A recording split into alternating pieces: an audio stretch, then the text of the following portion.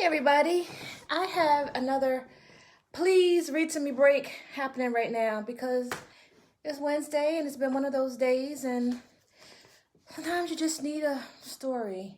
We're going to read Walter the Farting Dog. While y'all are pretending like y'all are in office, I'm pretending like I'm in a classroom, so I'm just going to read the book. Walter the Farting Dog by William Kotzwinkle and Glenn Murray. Illustrated by Audrey Coleman. We might not get through this whole book because it's a lot, but we just gonna see. Okay. Walter the Farting Dog. It's kind of hard to read like this because into a camera because you need to be able to see the pictures. Betty and Billy brought Walter home from the dog pound. Nobody wanted him, said Billy. But we love him, said Betty. Well, he smells awful, said their mother. I think you better give him a bath. We say that around my house a lot too. Do y'all say that in your house? It smells bad.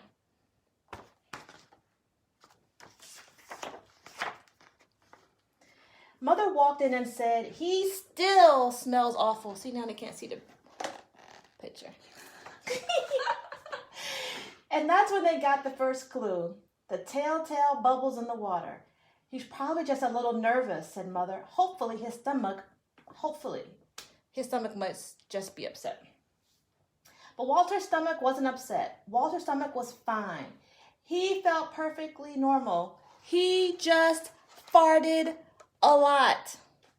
Our dog farts a lot too.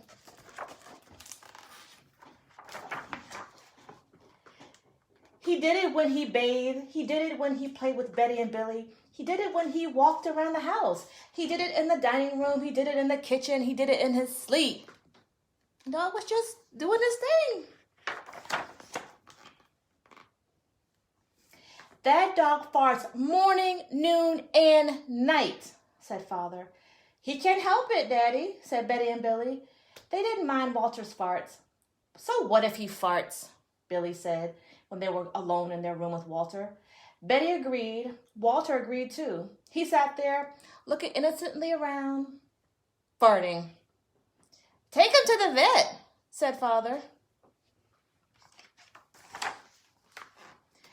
Farting, said the vet, or rectal flatulence, as we say in the medical profession, and prescribed a change in diet.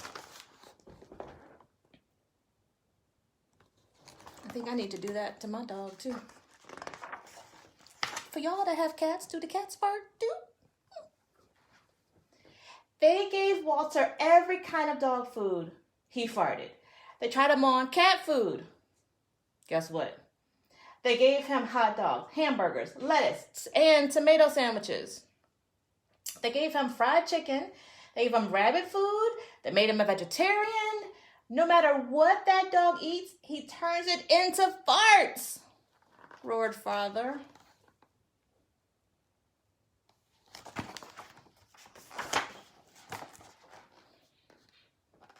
Walter got the blame for everybody else's farts too. If Uncle Irv let one slip, he just went and stood near Walter. Then all he had to say was, it was Walter. And everybody would look at poor Walter. I'm going to try that.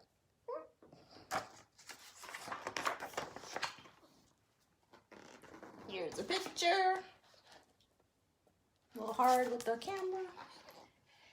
He has to go back to the pound, said Father. No, Daddy, please, begged Betty and Billy. Don't send Walter away, they pleaded. Walter farted. It was all over. That night, Betty and Billy cried in their beds, and Walter looked at them unhappily.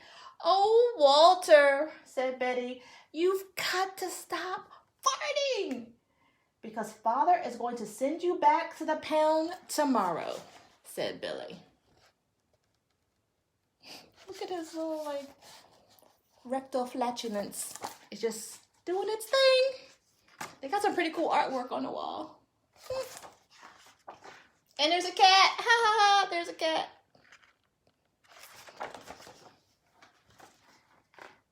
Walter knew how serious the situation was. he'd never see Betty and Billy again. He resolved to hold his farts forever. When Billy and Betty fell asleep, he walked down to the kitchen to see if there was anything around to eat.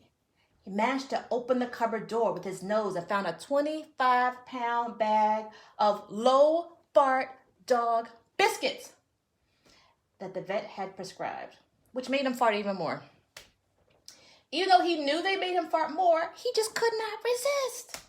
He ate the entire bag. Very tasty, said Walter to himself. Then he went and lay down on the sofa.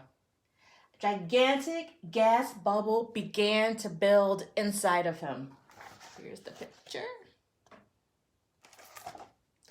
The cat's laying on top of him. This is going to be trouble, he said to himself nervously. He was afraid of what might happen if he let it go. He thought maybe the house would explode. So he kept it in. It wasn't easy. In fact, it was torture. But he had resolved never to fart again. His future depended on it.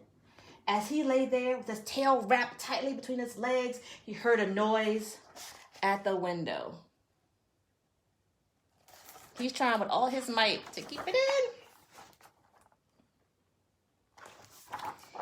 He watched it slowly open. A pair of burglars came through. They dropped silently in the kitchen. Watch out for the dog, said one of the burglars. He won't bite, said the other. He's a wimp. Walter might have bitten them, except he was so filled with gas that he couldn't move. They tied a rag around his snout so he couldn't bark. Okay, whispered the first burglar. Let's clear this place out. They took everything they could get their hands on.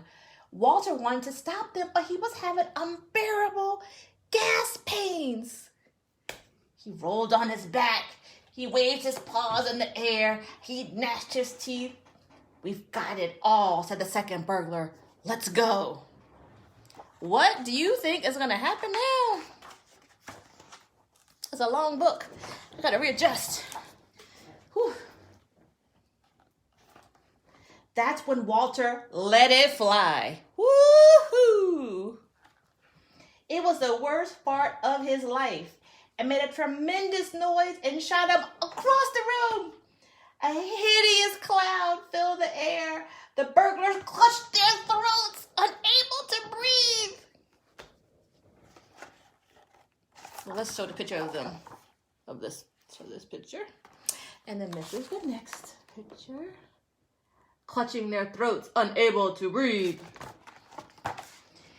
With tears in their eyes, they raced for the window. They tried to grab their bag with all the valuables in it, but their arms were too weak. Let's get out of here! Got my Converse. They jumped out the window and ran up the block, choking and gasping for air. Still blinded by Walter's attack, they stepped into the headlights of an approaching police car. Hold it right there, said the policeman. I'm actually really getting into this book for some reason. Oh, my.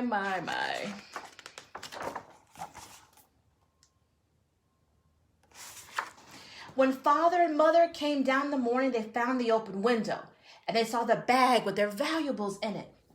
And Walter was sitting beside it. He still had a rag tied around his snout. You'd have to say he looked heroic. He saved the silverware, cried mother. He saved the VCR, cried father. Good dog, Walter. You're our dog, even if you fart all the time.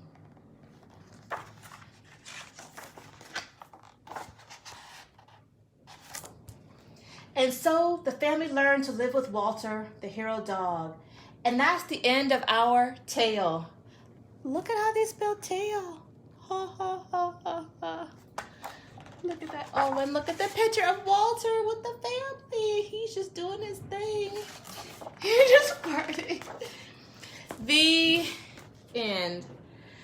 So this was a Please Read to Me break, coined by Patty Parks. I read a book last week called What was it called? I don't remember.